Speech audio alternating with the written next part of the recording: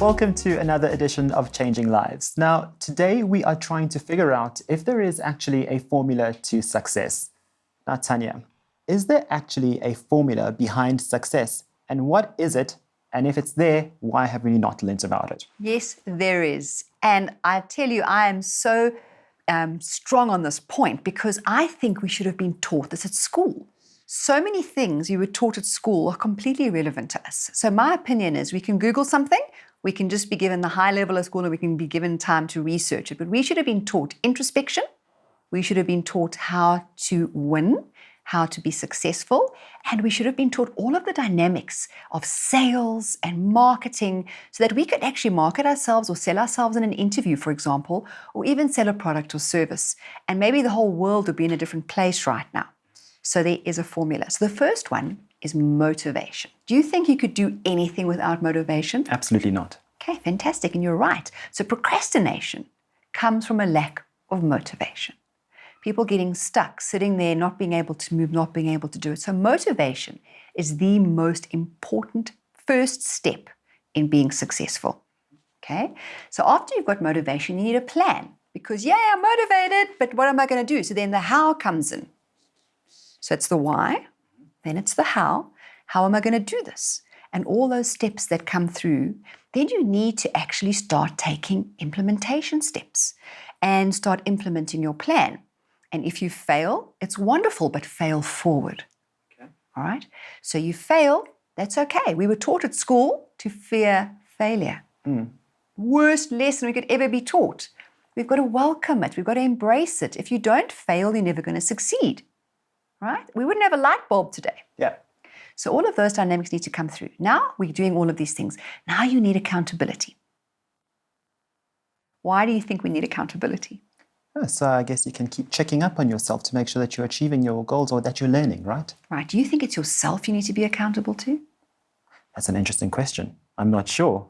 Probably to other people as well. Yeah, you need to be accountable to other people too.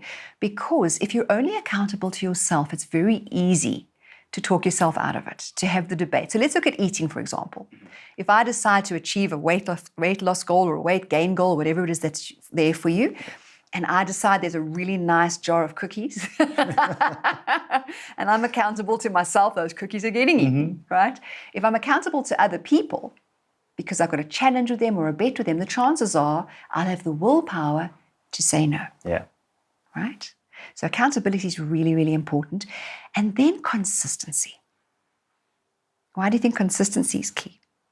Because you just have to keep doing things over and over again. I think repetition in order to ensure that you can, A, deliver the same results, but also that you're also practicing, right? Right, that. And one step deeper from a neuroscience perspective is you start building neural networks in your brain. So we spoke about habits in one of the episodes, and habits are when your brain has a neural network that becomes something it does without thinking, right? So walking, breathing, etc. Now when you're doing something regularly enough, it becomes a habit. And we want to start building those habits into our daily lives. So that's why consistency is so important. So imagine going to gym. I'll use that as an example again. You go to gym once, you do a biceps curl, your bicep hurts when you get home, and you go, oh, gym's not for me, it doesn't work.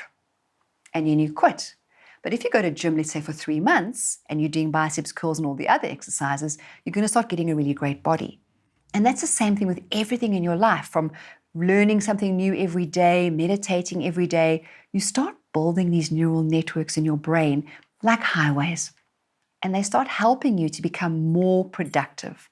And then you start actually living your dream. Let's pick up on the example that you just made of the gym. Many people go to gym and they give up quite easily.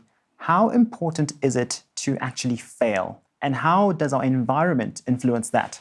Very important to fail, but you have to fail forward. If you fail at the same thing twice, that's the sign of insanity, according to Einstein. Very quickly, chat to us about failing forward. Failing forward is going to be in an upcoming episode, so we need people to stay tuned if they want to find out more about that.